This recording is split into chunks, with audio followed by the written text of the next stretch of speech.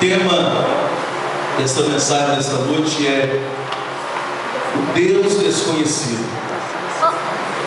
E é interessante, irmãos, que no mundo que nós vivemos hoje, no mundo onde o Evangelho tem sido pregado de várias maneiras, talvez no país como o Brasil, em todos os rincões, todos os cantos deste país, a palavra de Deus tem sido anunciada.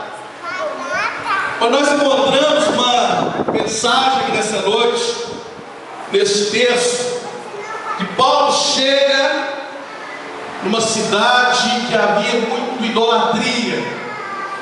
As pessoas adoravam vários deuses, e eram muitos deuses. Segundo os estudiosos, historiadores, haviam mais de 3.000 deuses diferentes naquela cidade de Atenas. E quando Paulo estava ali, a Bíblia diz que o Espírito se revoltava dentro dele. Mas Paulo era um homem sábio. Ele olhou tudo aquilo, e quando começou a pregar a palavra, quando ele teve a oportunidade de falar da palavra de Deus, ele fez um elogio àquele povo, aquelas pessoas. E a Bíblia diz que quando foi dada a palavra dele, a ele disse: senhores, eu vejo que em tudo vocês são excepcionalmente religiosos, ou seja, vocês são muito religiosos, eu estou vendo, porque eu andei pela sua cidade e vi altares a vários, muitos deuses. E ele diz: e no meio de tantos altares eu encontrei um altar que estava escrito nele: ao Deus desconhecido. E é justamente esse Deus que vocês estão adorando sem conhecer. É esse Deus que eu vos anuncio. Então a sabedoria de Paulo, irmãos. E quando Paulo ele fala que ele vê esse altar, e ele declara que era este Deus, o Deus desconhecido, que ele anunciava para aquele povo naquele dia, na verdade havia uma história por trás disso. Havia uma história antiga de que há mais ou menos 400 anos atrás veio uma grande praga no meio daquele povo, uma doença terrível que matava todos os animais, ovelhas. E eles começaram a oferecer sacrifício ao Deus que eles conheciam. Cada um tinha um Deus, ou algumas pessoas tinham vários deuses, e eles ofereciam sacrifícios àqueles deuses. E nada, oferecia sacrifício a um determinado Deus, e a praga continuava. Eles entendiam: não é esse Deus que está mandando a praga sobre o nosso povo. E de repente, depois de oferecer sacrifício a todos os deuses que eles conheciam, um sábio daquela cidade deu um conselho e disse: olha, vamos oferecer um sacrifício a esse Deus que está mandando essa praga, esse Deus que está fazendo com que essa doença acabe com os nossos animais. Ele deve estar irado com alguma coisa. Então vamos oferecer um sacrifício a esse Deus e vamos ver se a praga vai cessar. Então eles ofereceram esse sacrifício a este Deus que eles não conheciam, ao Deus desconhecido.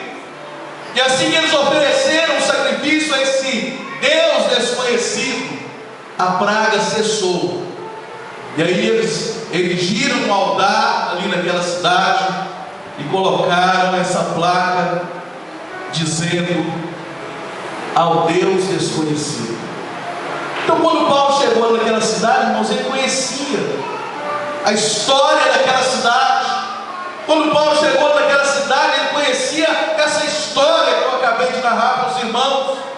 Por isso Paulo, sabiamente, conhecendo a história, ele disse: olha, eu passei por aí observando os objetos do vosso culto, e encontrei um altar que estava escrito ao Deus desconhecido. E é justamente esse Deus que vocês honram sem conhecer. É justamente este Deus que eu vos anuncio neste momento. E começou a falar daquele Deus que era desconhecido para aquelas pessoas, mas que era tão conhecido por Paulo. E aí, irmãos, esse texto nos leva a meditar que